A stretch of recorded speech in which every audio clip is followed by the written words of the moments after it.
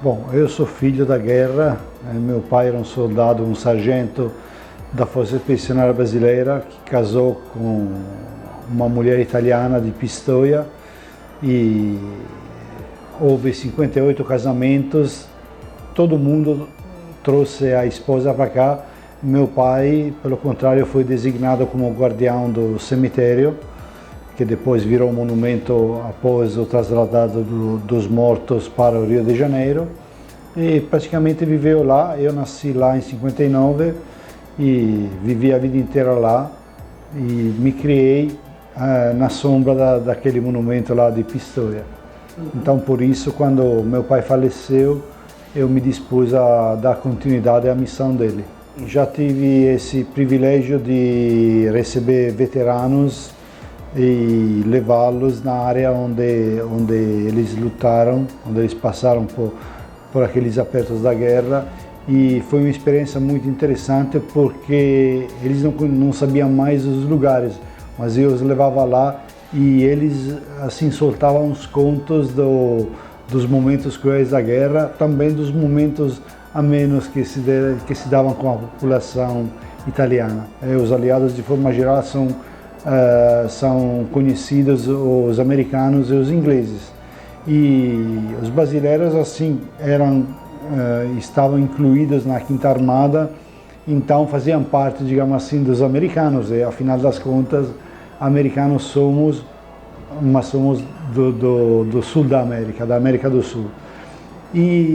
Mas a postura dos brasileiros diante do problema guerra foi diferente. Apesar de um primeiro momento de desorientamento dos brasileiros ao se deparar com os problemas do frio, dos combates, os brasileiros conseguiram superar tudo isso e tiveram sempre um porte muito amistoso com a população. Isso deixou um legado muito grande, que justamente se traduz nesses monumentos e no reconhecimento ainda hoje do valor do soldado brasileiro, não apenas como combatente, mas sim como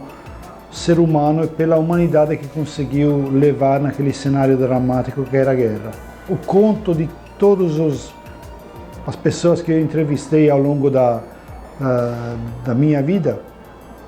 relatam que os brasileiros dividiam a própria comida, enquanto havia outros exércitos aliados que davam a comida para as mulheres para ter alguma coisa em troca, e havia também exércitos que a comida que sobrava para eles enterravam ou tocavam fogo. Isso diante de pessoas famintas, de um povo arrasado, de 20 anos de ditadura e de 5 anos de guerra. E eu acho que isso marcou muito os corações das pessoas, tanto que essa história é repassada com a